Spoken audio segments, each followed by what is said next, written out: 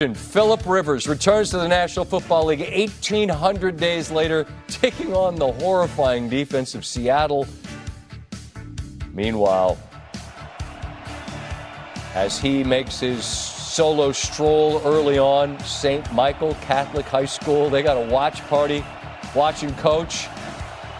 But this guy's got a potential Hall of Fame career, some might argue. He hits Tyler Warren there on 2nd and 11. Rivers fired up. And now on 3rd and 4, Josh Downs. It's his first passing touchdown since January the 9th, 2021. The high school squad going nuts. Colts, they're in it. They've got a lead of 1 into the 4th. Sam Darnold. And let's give credit to this Colts defense. They battled their butts off as well. At some point, you know, Jackson Smith and Jigba's going to get loose. He does for a gain of 39. He had 7 grabs for 113 yards. Later in the drive, 3rd and goal to go. We're about 2.5 to go in the game. Looking for Rashid Shaheed. No, they kick a field goal and lead 15-13. Can the Colts get close enough to try a field goal to win it?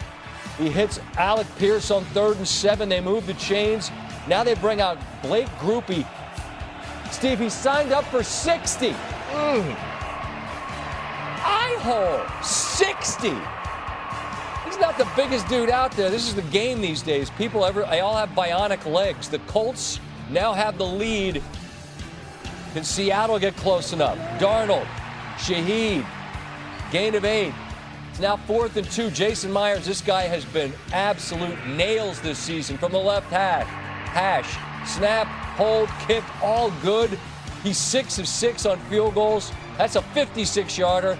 All right, do it again, old fella. Rivers tries to step on one, and this is airmailed a big pick by Kobe Bryant. Seattle gets the victory. There's Rivers on the emotions of the day. Grateful, running out for warm-ups and all that, and out there for the anthem. And as the game just got going, I was just thankful, grateful, and it was a blast. It was a blast, but obviously the emotions now are disappointment. But this isn't about me. We got a team that is scrapping like crazy to try to stay alive and get in the postseason. Maybe it will inspire or teach, to not to run or be scared of what may or may not happen.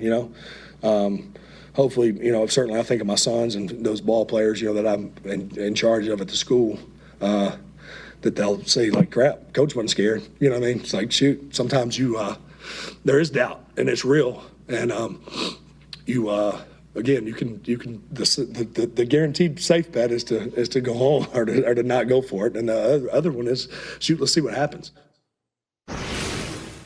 That's awesome. It is. That's hitting me here.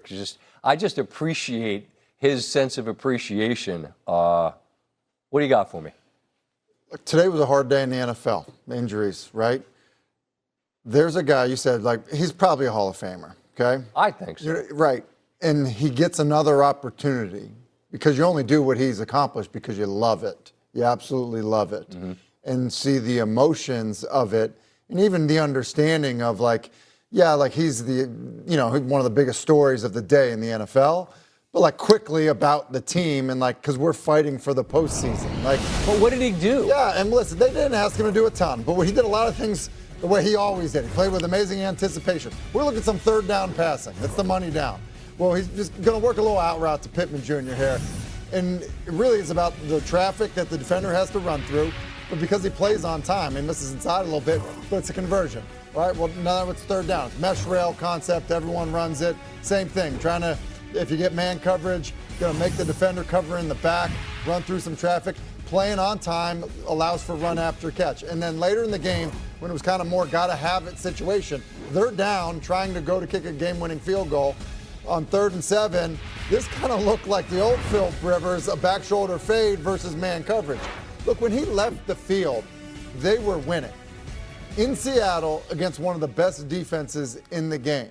So he's on a really good football team that runs the football well. They play really good defense. And so if they don't have a quarterback that's losing the game, that can be efficient on manageable 3rd downs, which he was in the game, they're a hard team to beat.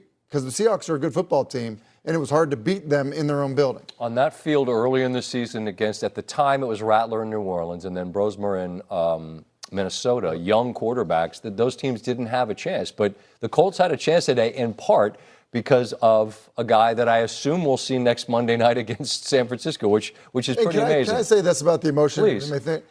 He could have embarrassed himself. Yeah. Like, that's something that people need to understand, too. Been out of the game for, nearly 5 years. The risk associated with getting hurt, tearing your knee up, blowing out an Achilles, or honestly, humiliating yourself by playing poorly. There was risk associated with what he's doing.